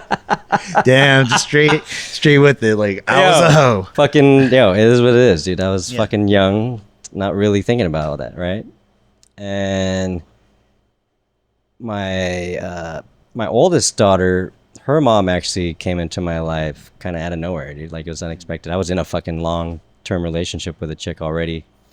I met her while my lady at the time was fucking in New York for her friend's birthday, and I went out to the club for one of my friend's birthdays. So I met her mom at the club, which is not what you should do. Like, Hey, people find love in the club. oh man, fuck. I wish I didn't. You know what I mean? But now you have your. But now I have my daughter, Yeah. dude. It was the biggest blessing. But I would not suggest that. You should not impregnate anybody from the club, dude. That's just not the Fair, move. fair. But yeah, dude. So fucking while she was pregnant, I had to get to know her, dude. Like, literally, like. Wow. Like, I knew her for like a month and a half before she got pregnant, dude. It was like, holy fuck. You know what I mean? And that's why we moved away to Portland. Oh, really? Yeah. She was like, I don't trust you here. Like, you know too many girls. Like, I've been around and you fucked all these girls are like, I don't know who the hell you're fucking. Like, we need to move. So she moved me out of state, dude. Like, straight up, I was Yeah. 23 years old and I'm like, holy fuck, I gotta bounce. I'm about to have a kid and I gotta bounce. So it's funny. I talk about Portland like I did like jail or something. Like, I did 3 years in Portland, you know? Damn, dude, that's crazy. She moved you out of state. Yeah, dude, She did tried not to take trust the me. hoe She's- out of state. Yeah, dude. But she can't take the hoe out of the man. Yeah, That's- dude. That's crazy. Yeah. So wait, a month and a half or so, she gets pregnant. You're learning about her. You I decided. had a girlfriend so at this time. That's fucking crazy. So how the hell did you? So crazy. What'd you do? So crazy shit, dude. The funny thing is, I have a song that marks what the fuck I was going through at that time. You know, Usher, fucking Confessions, right? Mhm, yeah. He dropped the Confessions album. It was exactly what I was going through. At that Had a time. lady. I impregnated some other chick that I just met at the club. Same thing, dude. I had to do all these steps. I felt like I was Usher, bro. Like I was like driving. How am I going to explain this to the woman I love? Type shit, you know. And like word for word, this whole song, dude. Get to the door. How am I going to tell you I impregnated this chick and all that shit, dude? And it was just crazy. Like, So how'd you do it? I had to break up with her. I was like, dude, I met this chick at the club a month ago, and she told me she's pregnant. And she's like, what the fuck? When did this happen? And she's like, I was like, you were in New York. I don't know. Fuck, you know. So. And dude, that was like almost 5-year relationship down the drain, fucking off of one weekend, dude. How did you because I'm trying to process this, right? Like Yeah. I've never been in a situation like Yeah. that. And I just came at I'm sure you felt the guilt eating at For you, sure. right? Which is the reason why you owned up to it and For you sure. mentioned it. Yeah. And I think a lot of people can't do that, which is why they keep it under wraps Right. for so long. What were you feeling at that moment? Like thinking about it and just like dwelling to. I knew my life was going to be fucking different, dude, because we had the same circle of friends. We've been together for so long. Her older sister and my older sister had been best friends since junior high, so it was very intertwined. You know what I mean? So I had to like break off a lot of ties, and moving out of state was like the only thing I could do at that time. I was like, fuck, like I already burnt bridges with all these friends and relations I've built here for this chick I don't know, and fuck it, I'm gonna take this trip, dude. I went up, and yeah, dude. When my daughter was 6 months old, I came across a tattoo machine and locked myself up in the bathroom and started, dude. Wow, kind of started at the same time, basically. Yeah, it was all at once. It was like trying to figure out what the fuck I'm gonna do career wise and all this stuff, you know. It's like one door closes, another one opens, huh? Literally, you know. So yeah, that was a long-term relationship. You said 5 years or so. Yeah. One mistake over a weekend changed everything. Yep. You know, I believe that when things like that happen, when people cheat, like it happens for different reasons for everyone. Can you kind of explain what you were feeling at that time, where your relationship was that you felt like could give reason to what happened? Yeah. Definitely just being young, for sure. That was a big part of it. And you know, I think I was starting to look into it. Like, dude, I've been with this chick for like 4 years since I was like 19. Maybe I should explore. Maybe I should, you know. Yeah. And then I think when the opportunity came, I just wasn't expecting it, and this chick was really cool, and I was just like, fuck, dude, like maybe I'll take a chance. You know what I mean? I don't know. Yeah, yeah.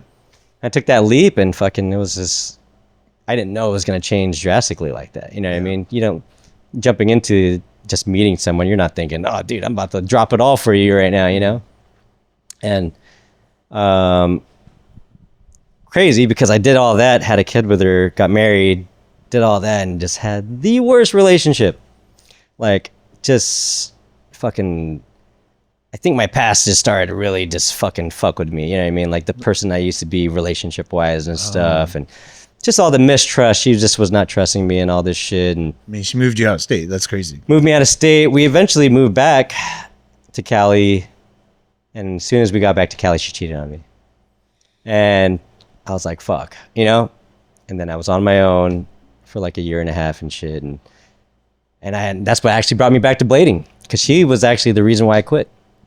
She was not down with the whole thing when I first got into it.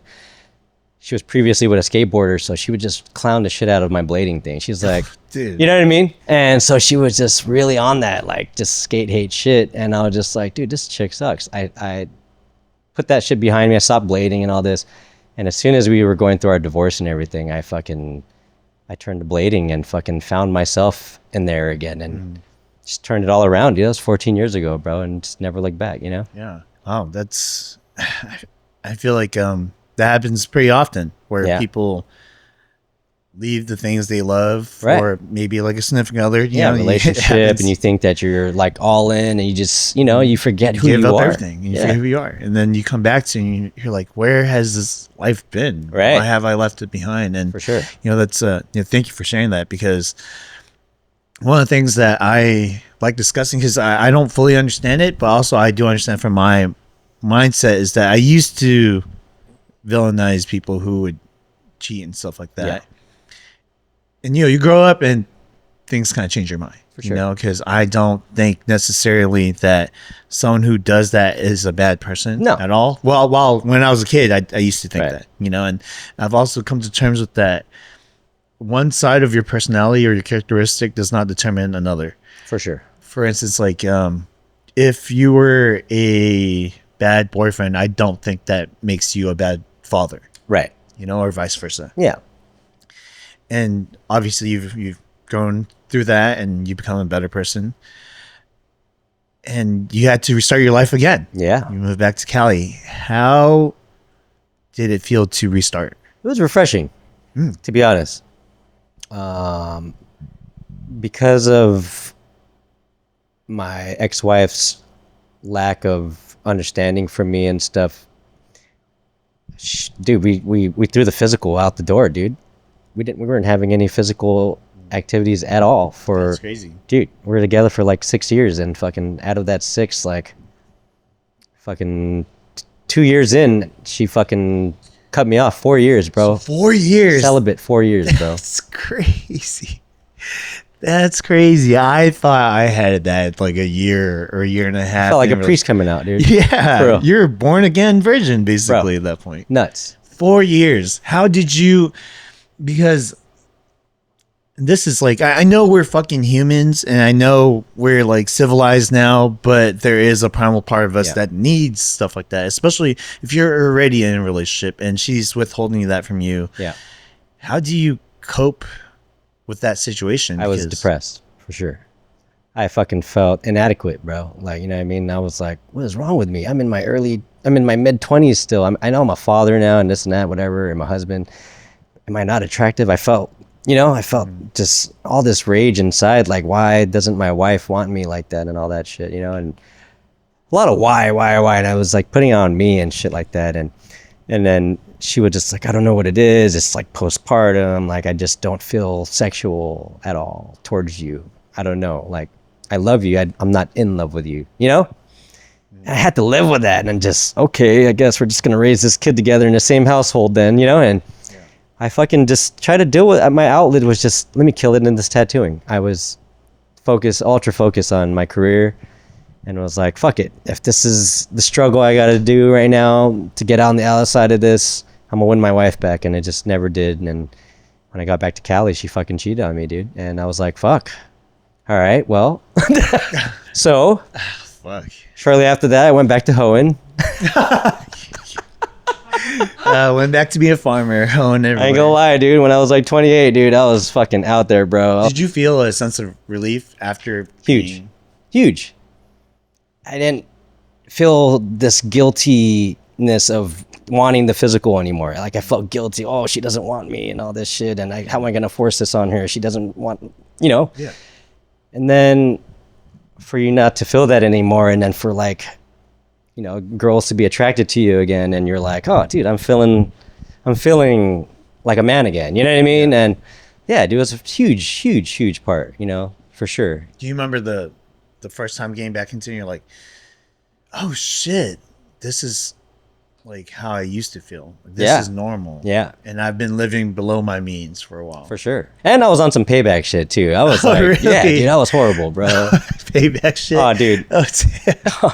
I ran into her really hot now ex-cousin-in-law that I met through her while I was going through the divorce with her.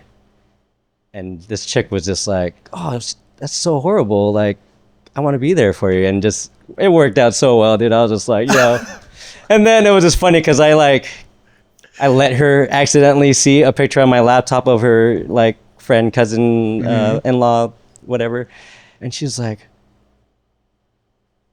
was that Corinne on your laptop? I was like, what the fuck were you talking about? Like, I wanted her to see that, like, bitch. Yeah, I done moved on. You know what I mean? Yeah, like, somewhat you're like in your mind somewhere. Oh, yeah. Like, I was on I some hope you see vengeful that. shit. Yeah. I was damn, like, that's crazy. yes, dude. Like, I was posting all these chicks. Like, I was like being around all these girls. I'm just like, oh my god, oh, dude, look who that's so look who- toxic.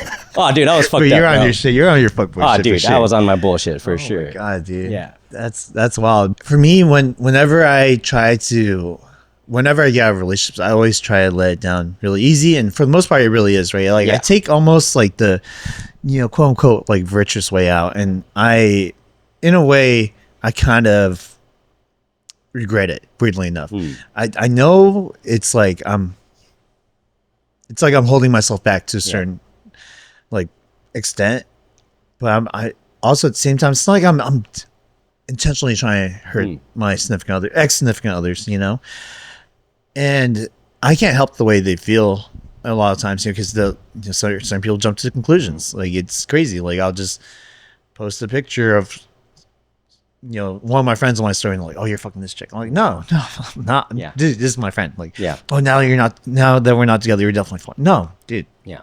I'm not. And it gets to a point where it's like, damn, if you just like assume, and just whatever, is none of their business. But at the same time, it's like, oh, if you assume that, it's like, why am I holding myself back? Yeah. And I kind of always wish, to a certain extent, that I had that in me, not to me to the degree of like, I want to show her that I've like moved on, because I think there is two extremes, right? Yeah.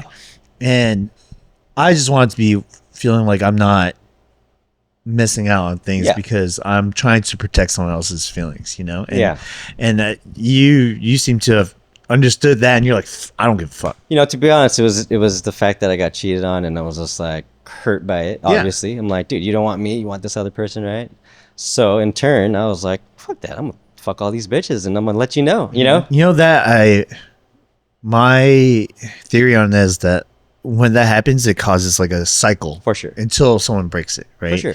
And that's crazy, because I've had now one of the things that made me more empathetic towards people who have cheated is like I have friends who have, and I don't want to kind of throw shade at my friends, but like I probably would not have any friends if I only hung out with people who didn't cheat, right? And that says a lot about my character. I don't know.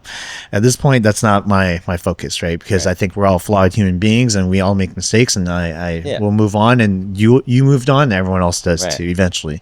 And to avoid a world full of hurt is not realistic.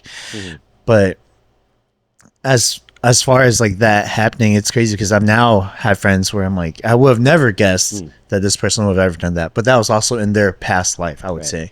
That's after I didn't see you through it. I'm like, I see the version of who you are now. I'm like, damn, I would have never guessed. Right. And that made the connection in my mind. Okay, like again, just because they did that doesn't mean they're bad friends to me. Yeah. And they're no longer that person either. Right. I mean, I've changed tremendously. Yeah. I'm married now, and fucking 5 kids later. So yeah. So how did you change that new leaf? Like that whole phase that you went through again. And you're like, hey, you know what? I got it all out of me. I did get it out the way. Yeah. Yeah. So it's crazy, because another full circle moment is my lady now, like my wife now, she was actually best friends with one of my, her best friend was dating one of my best friends. So when we were young and I was learning how to skate in my friend's driveway, she would be there all the time. Like she was there literally at the beginning stages of when I was learning how to grind shit in my friend's driveway, because they were just hanging around smoking cigarettes and shit like that. Went through college and all that, partying with her and stuff and her friends, because we always had the same circle of friends and whatever. And then in college, we partied together, and then, I moved away because I fucking, had a kid and everything. When I came back and everything, when I got back into skating, I was at a skate competition in Las Vegas. And after the comp, we went to the club. Another club story. Crazy, right? Right. Another club class. And I went to the bathroom, and literally I bumped into my lady. She was coming out the bathroom. I was like not looking forward. I fucking ran into her, stopped, and was like, "Oh shit, Diane, what are you doing here?" And she's like, "Oh, I'm here for my friend's bachelorette party. What are you doing?" I'm like, "Oh, I'm here for a skate comp." She's like, "Oh, you're still skating?" Sick. Caught up. She smoked me out after. Went back to her room, and we blazed, and she was just like, "Oh, catch up." Fell asleep in her room, dude. Woke up. Had to take that walk of shame on the strip, like, oh, fuck, in my club clothes, 10 in the morning. Oh, fuck, dude. Like, walking back to the hotel. I hit her up on Facebook because I didn't have her number. And I'm just like, oh, dude, it was good to run into you. We should smoke sometime, blah, blah, blah. Because at that time, I wasn't smoking.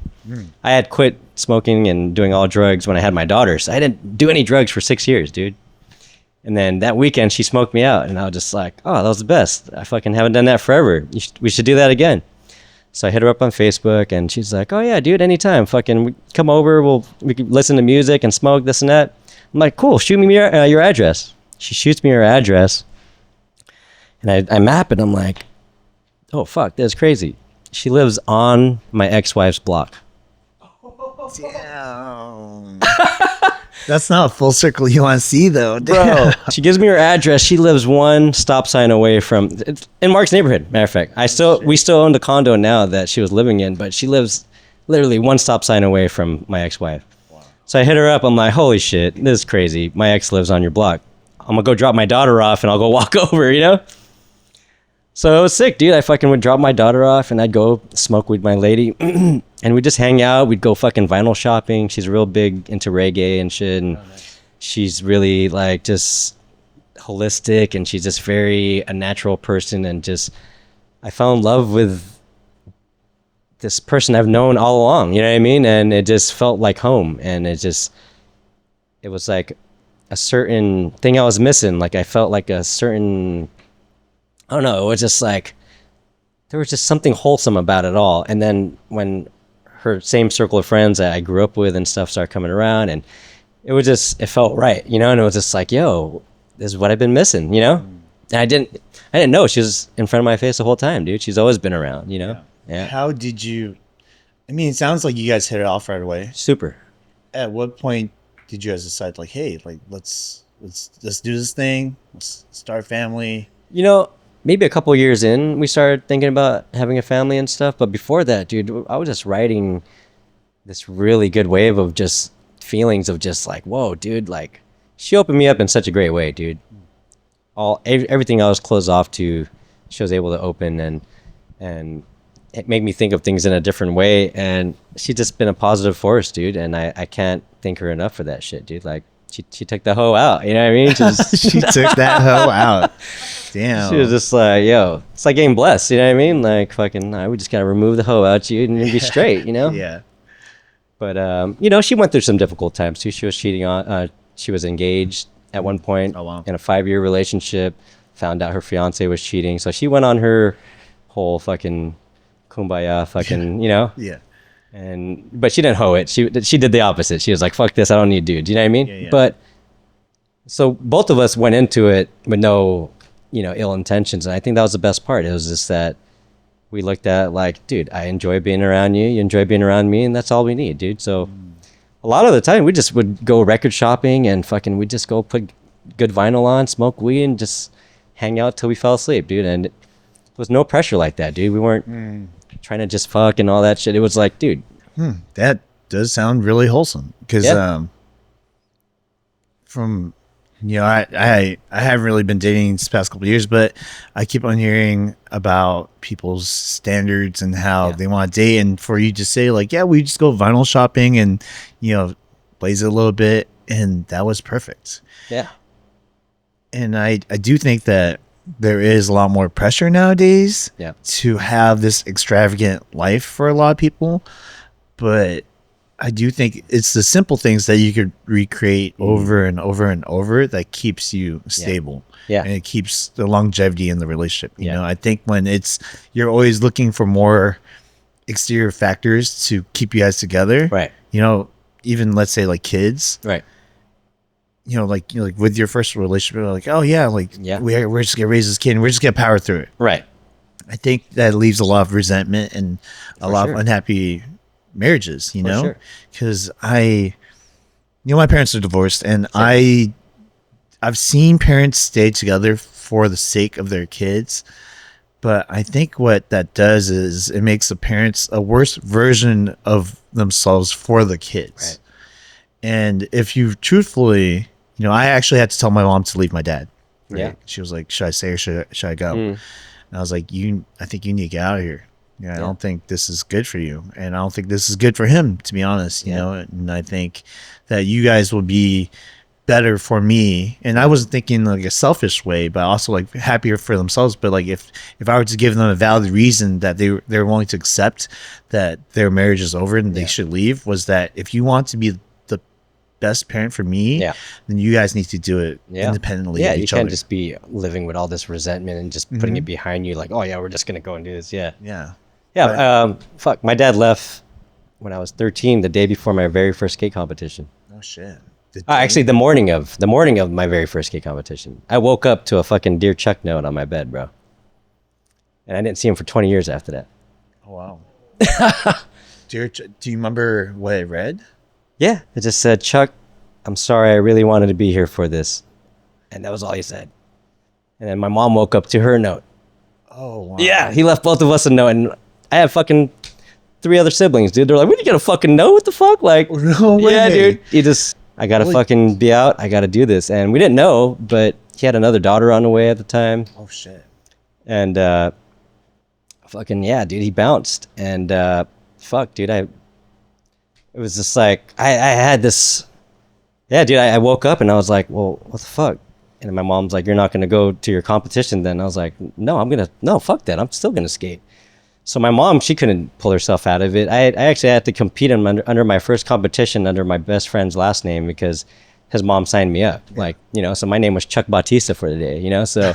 Yeah. And yeah, so it was just crazy because like I was just that determined, like, no, fuck that. I don't care if he left. This is who I want to be, you know what I mean?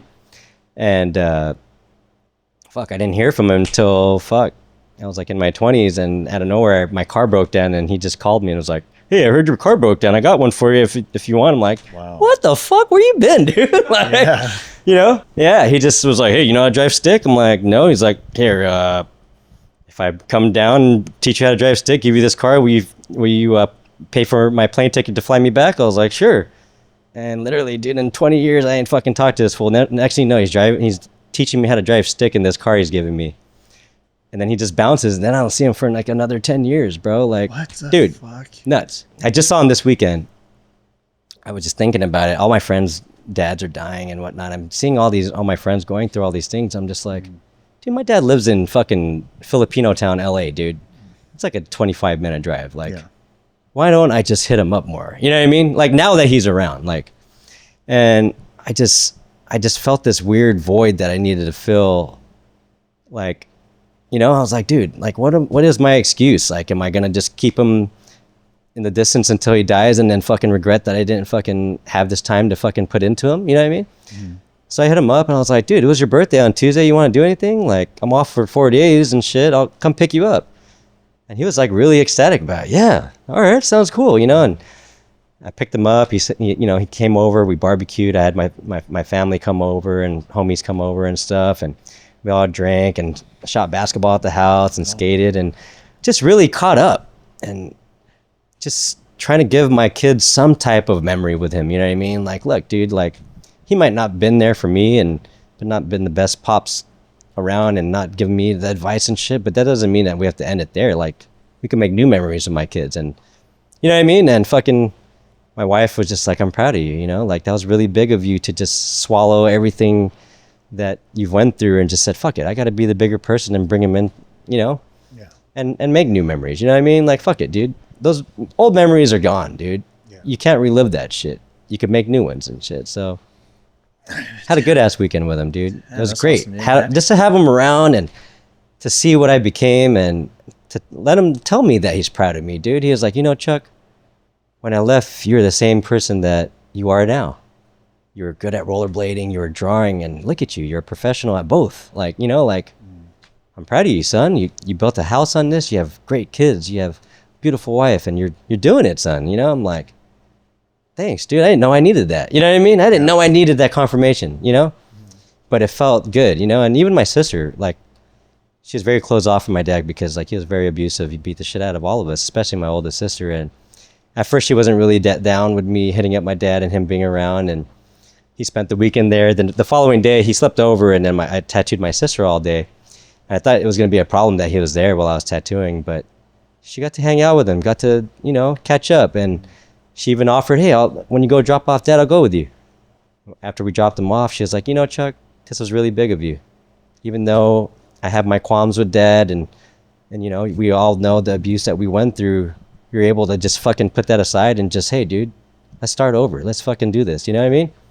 And I think it was like all full circle. I needed this shit, dude. I needed to feel like that validation for some reason, like, dude, I know we didn't have the best relationship for like the last 30 years, but dude, I'm fucking willing to work on it. You know what I mean? Yeah. So he'll be over for Father's Day.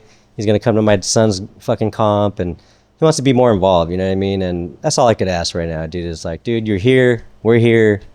Let's just fucking be around, you know? Yeah. So That's awesome, dude. That's beautiful, man. yeah, dude, and That's it a took a full lot, dude, because it just a lot of stored anger. Just fuck him, dude. I don't fucking need it. Nah, I fucking did all this without him. This is why I am how I am, you know. But I needed that, and you need to fill those voids. You need, you know. And my mom saw that he was over. And, oh, how was that? You know, your dad around. You know, I was like, actually felt good. She was like, good. You know, because a lot of times she'd be like, oh, fuck that guy. You know, fucking he doesn't. You know, but she just thought that's what I needed to hear. You know, like, but she actually thought it was good. She was like, good. I'm glad that you guys got to catch up. I'm glad that he got to hang out with your kids. You know, so.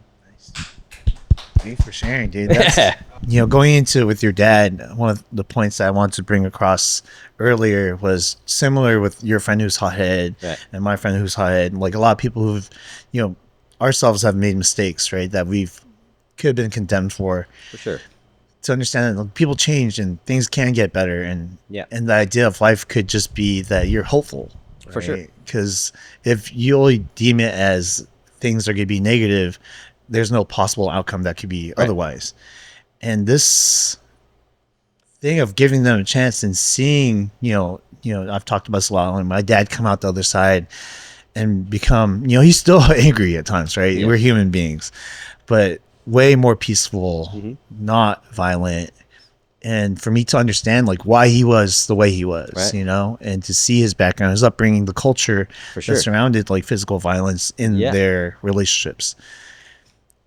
You got this answer finally from your dad. I actually was able to ask my dad, and it's been a fucking question I've been holding on to for 30 years, dude. Why'd you leave, dude? You know what I mean? Yeah.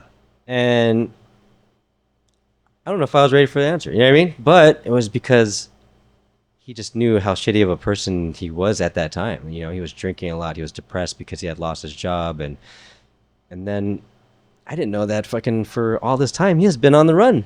Fucking, he told me, fucking, I'm off the books right now. I am off the graph right now because of something I did long before you were born, and you just don't know about it.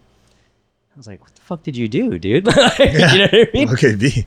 So fucking him and my uncles were really involved in some heavy shit, like in the late 70s, early 80s in Hawaii, to where one of my uncles went away for life, dude. I didn't even know. Like, I didn't know why, you know? And then my dad's brother went away when he was like 65, dude. I'm like, why the hell is your brother in jail? And why are you on the run? Like, you know, just, and it all made sense when he told me, dude, like, we're into some really bad shit.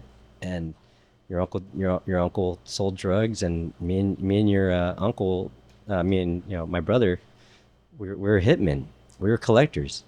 And, you know, eventually the feds caught up to the both of them. And when you turned 13, I went on the run. And I was like, what? This has been the whole, you know what I mean? I was like, I thought you left because you had a kid on the way, dude. Like, you were actually physically running. Like, he like moved to Alaska. He was like a cab driver in Alaska off the books. He was really just trying to stay away from Cali because he didn't want to get arrested, dude. And I was just like, what? And that's crazy, right? Because you know, we want to think about it, especially with our parents. Because I still don't really fully understand, because I've never asked my dad. This is just based on assumptions of what I've seen. That as their children, that, oh yeah, you could have just told us. Right. You know? But at the same time, going back to like you being a father now, it's like maybe he didn't feel like he was caught up time yet. Yeah. You know? Yeah. Yeah. How do you tell your 13-year-old, say, well, I got to go away for a while? You know what I mean? So it was just easier for him to just drop a note on my bed and just fucking, you know, deal with it, I guess. I don't know. Yeah. You know, he told me it was hard for him too, you know? He was like, it wasn't easy. You just leave your wife and 4 kids behind like that, you know? It just, he thought it was the move, you know what I mean? And fucking, he just had no time to explain and just had to bounce, you know what I mean? And yeah, I mean, he probably would have not written anything if he didn't care. He was raised here, dude. My dad was raised here. Oh wow. In West LA. He went to Venice High. He had to fit in with the minorities because he was all white or Mexican really at that time. Gets jumped into Venice Thresa in high school, dude. Like in the 70s, you know what I mean? Yeah. And I'm sorry, in the 60s. And so he lived a very different fucking, you know, upbringing. Then he goes to fucking to the Philippines just visiting. Dude, he's not raised in the Philippines. He's raised here. My mom's a singer there, and she's performing on the stage. Of course.